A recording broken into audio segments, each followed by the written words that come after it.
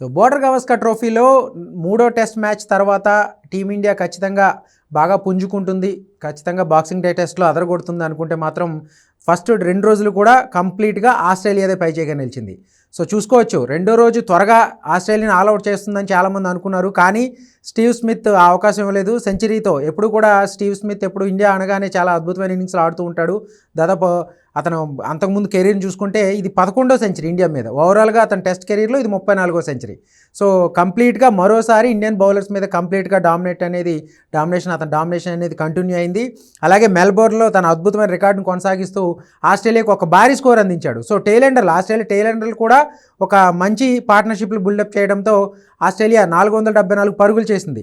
So first 2 సెషన్ల పాటు India కంటే కూడా ఆస్ట్రేలియా పైచేగా ఉంది. అయితే ఈ మ్యాచ్లకు సంబంధించి ఆస్ట్రేలియాని త్వరగా ఆల్అవుట్ చేయకపోవడానికి మరొకసారి ఇండియా బౌలర్ల వైఫల్యంగానే చెప్పాలి. బుమ్రా తప్పిస్తే మిగిలిన పేస్ అటాక్ నుంచి సరైన సపోర్ట్ రాలేదు. సో ఆకాశ్దీప్ 2 వికెట్లు తీసినా సిరాజ్ మాత్రం అట్టర్ ఫ్లాప్ అయ్యాడు. ఒక్క వికెట్ కూడా తీయకపోగా ఓవర్కి 5.3 ఎకానమీతో పరుగులు ఇచ్చేశాడు. సాధారణంగా టెస్ట్ మ్యాచ్లో ప్రతి బౌలర్ ఒక ఎక్స్పెక్టేషన్స్ ఉన్న బౌలర్ మ్యాక్సిమం 3 రన్స్ నుంచి 4 రన్స్ లోపే ఇస్తాడు. కానీ ఈ సిరీస్ మొత్తం కూడా సిరాజ్ ఎకానమీ ఏమాత్రం బాగాలేదు. వికెట్లు కూడా చూసుకుంటే ఇప్పటివరకు అతను తీసిన వికెట్లు కూడా 14 వికెట్లే ఉన్నాయి. అంటే ఏ మ్యాచ్లోనూ తనకి ఏదైతే అంతకుముందు 2020-21 సీజన్లో ఏదైతే అంతకుముందు బోర్డర్ గవాస్కర్ ట్రోఫీ గెలిచినప్పుడు అద్భుతంగా రాణించాడో ఈసారి మాత్రం అతని బౌలింగ్లో పూర్తిగా ఆ వేరియేషన్ అనేది పూర్తిగా లోపించింది. సో అతని మీద చాలా ఫ్యాన్స్ కూడా చాలా ట్రోల్ చేస్తున్నారు. జట్టులో అనవసరంగా ఉంచారు, ఆల్రెడీ హర్షిత్ రాణాని కానీ ప్రసిద్ధ కృష్ణని తీసుకుంటే బాగుండేదని చెప్పేసి. ఓవరాల్గా బుమ్రాకి సరైన సపోర్ట్ లేకపోయినప్పటికి కూడా జడేజా 3 వికెట్లు తీయడంతో 500 స్కోర్ దాటకుండానే ఆస్ట్రేలియా ఆల్అవుట్ అవడం అదొక్కటే ఇండియాకి కాస్త రిలీఫ్ ఇచ్చే ఒక విషయంగా చెప్పుకోవాలి. ఇక బ్యాటింగ్ కూడా మన వాళ్ళు కాన్ఫిడెంట్గానే ఇన్నింగ్స్ స్టార్ట్ చేశారు.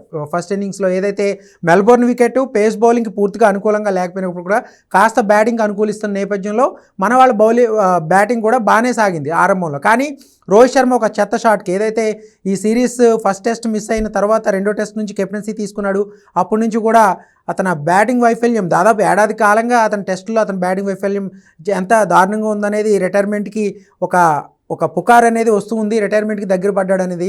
సో అది కంటిన్యూ చేస్తూ ఈ మ్యాచ్లో కూడా ఫ్లాప్ అయ్యాడు, కేవలం 3 రన్స్కి అవుట్ అయ్యాడు. సో ఓపెనింగ్ స్లాట్ మళ్ళీ రాహుల్ని 1 డౌన్కి పంపించి తను ఓపెనర్గా వచ్చినా కూడా సక్సెస్ కాలేదు.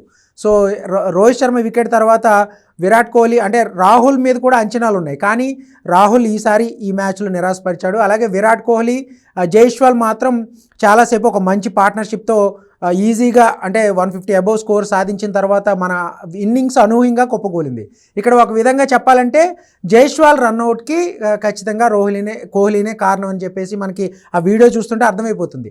కమ్యూనికేషన్ గ్యాప్, ఎందుకంటే క్రికెట్లో రన్అట్ ఎప్పుడు కూడా ఒక సూసైడ్ అటెంప్ట్ లాంటిది. మన వికెట్ మనమే ఇచ్చుకోవడం ప్రత్యర్థిగా అనేది రన్అట్ పర్ఫెక్ట్ ఎగ్జాంపుల్.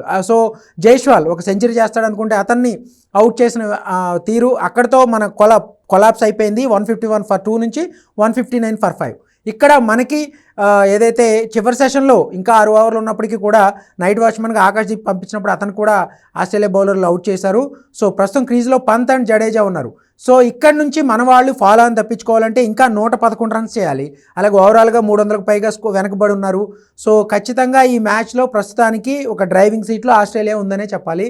సో రేపు ఫస్ట్ సెషన్లో మన వాళ్ళ బ్యాటింగ్ ఎంతవరకు ఆస్ట్రేలియా పేస్ అటాక్ని తట్టుకుని నిలబడి పరుగులు చేస్తే ఈ ఫాలో ఆన్ గంట నుంచి గట్టుకుతారు. ఈసారి ఖచ్చితంగా ఫాలో ఆన్లో పడితే మాత్రం ఖచ్చితంగా ఆస్ట్రేలియా ఫాలో ఆన్ ఆడించే అవకాశాలు ఉంటాయి. ఎందుకంటే ఆస్ట్రేలియా బౌలింగ్ అటాక్ ఏదో హ్యాజిల్వుడ్ దూరమైనప్పుడు కూడా స్కాట్ బోలాండ్ అతను బాగా బౌలింగ్ చేస్తున్నాడు. సో మోస్ట్ ప్రాబబ్లీ ఒకవేళ ఇండియాను ఖచ్చితంగా ఫాలో ఆన్ ఆడించాలని టార్గెట్తోనే రేపటి సెషన్లో వాళ్ళు వికెట్లు తీయడానికి ట్రై చేస్తారు. సో పంత్ అలాగే రవీంద్ర జడేజా వీళ్ళిద్దరి మీద చాలా హోప్స్ ఉన్నాయి. తర్వాత నితీష్ కుమార్ రెడ్డి అండ్ వాషింగ్టన్ సుందర్ ఉన్నప్పటికి కూడా ఎంతవరకు నిలుస్తారనేది చూడాలి. ఆస్ట్రేలియా బౌలింగ్ అటాక్ పూర్తిగా ఫామ్లోకి వచ్చేసిందని చెప్పుకోవాలి.